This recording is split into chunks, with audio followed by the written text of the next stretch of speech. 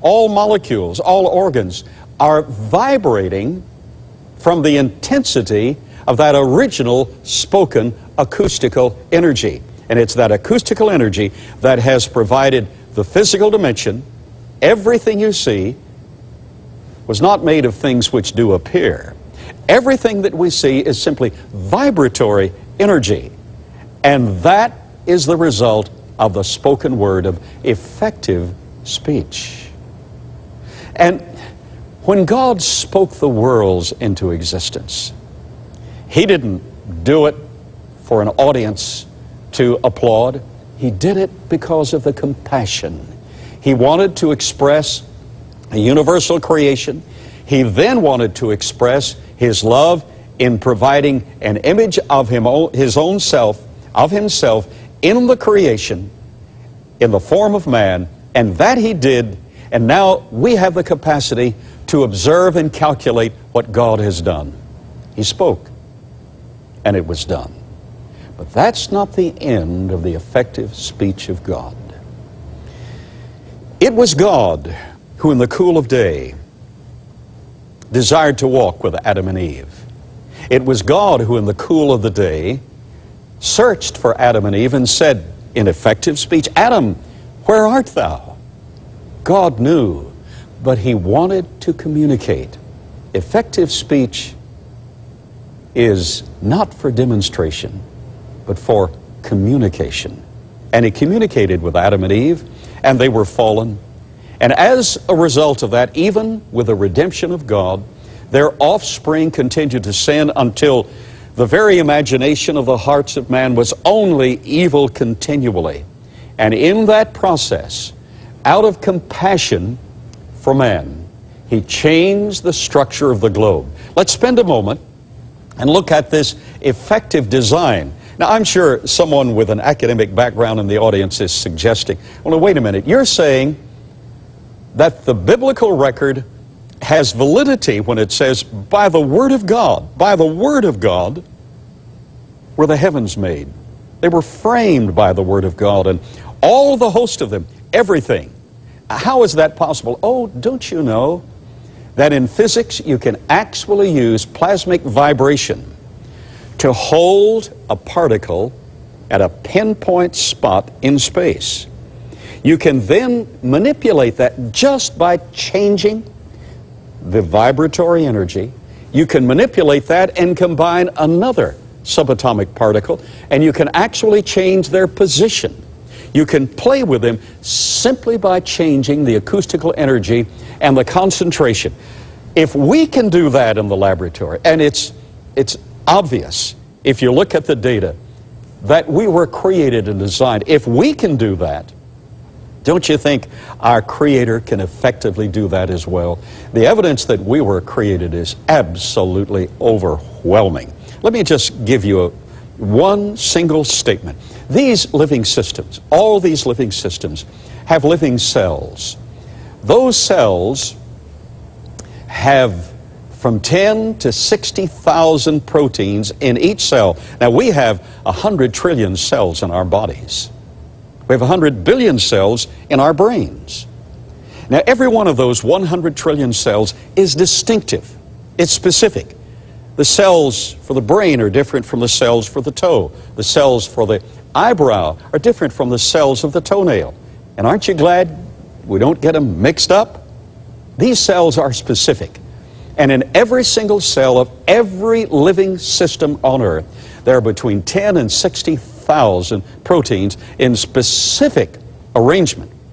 Now, forget about the origin of those proteins. That's impossible for evolution to produce. But let's talk for a moment just about the arrangement of those proteins.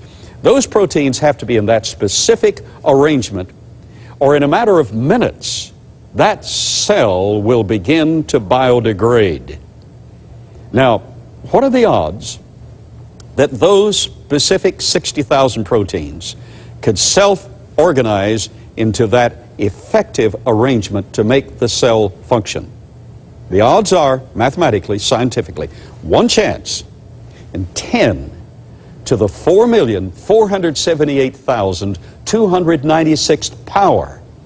Anything beyond 1 chance in 10 to the 50th power has 0 chance of occurring. That means that there is no way that you got here by evolutionary processes. You got here by special divine creation. All right, that Creator orchestrated everything in beatific design so that the cells could function, so that the infrastructure in a peaceful arrangement, dinosaurs with mammals and man to observe and appreciate, the terrestrial, the celestial, and the aquatic life all together was enhanced with the specific wavelength at dawn each morning. 63, 65 angstrom magenta, absolute perfection, generating peace within the mind of man and peace within the creation. God designed a glorious creation, but man made in His image fell. The original design of the earth was a perfectly balanced nuclear reactor. This nuclear reactor provided the controlled thermal energy, the heat, to heat the waters of the great Tehom, and that has been found in the Hebrew Scriptures and has been found in reservoirs by geophysicists and geologists, to heat the water of the great Tehom so that it would gently gush forth from the Garden of Eden and ultimately in other spots of the earth with a slight temperature above ambient. Botanists have found that if you heat the roots of plants 3 degrees above ambient temperature, those plants are encouraged to generate more fruit and more foliage and to receive and demonstrate their full genetic potential. Marvelous. All of this was the perfect design of God. But then, man sinned, and rather than living in sin for 6, 7, 8, 900 years, with every imagination of the thought of the heart, only evil continually, God knew that to shorten the lifespan of man would actually benefit man because there are eternal consequences and there are temporal consequences. If we're going to live to be 800 or 900 years of age and affect generation after generation after generation with our wickedness, God is totally justified in shortening the lifespan of man. And how did He do it? Psalm 146:6 states, God uttered His voice again. God uttered His voice and the earth melted. Geophysicists look inside the earth by seismic calibration. They also look at the surface of the earth by what is expelled. They calibrate all of this, and in their calculations, they see readily that all of this internal structure is disrupted. These radioactive materials have now mixed together, and we have a runaway nuclear reaction. In the statement of Genesis chapter 6, the 600th year of Noah's life, 2nd month, 17th day of the month, the fountains of the great deep were broken up. Then in chapter 10 of the book of Genesis, we find that in the days of Peleg, the earth expanded in diameter. The only mechanism, physically potential, to expand the entire globe is thermonuclear reaction.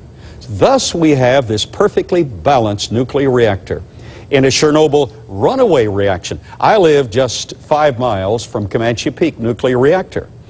I don't live in fear because it's perfectly balanced and controlled. They get the right radioactivity and heat up the waters to drive the turbines. If they want to diminish the radioactivity, they run the graphite rods down in among the radioactive materials, and it controls them. If we can do that, certainly the Creator of all the universe can do the very same with ease, and He did. But now we have the control imbalanced, and literally the globe has expanded in diameter due to thermonuclear reaction. Now even the outer core is molten, and the inner core is compromised, and all in between is compromised. Psalm 146:6, God uttered His voice, and the earth melted.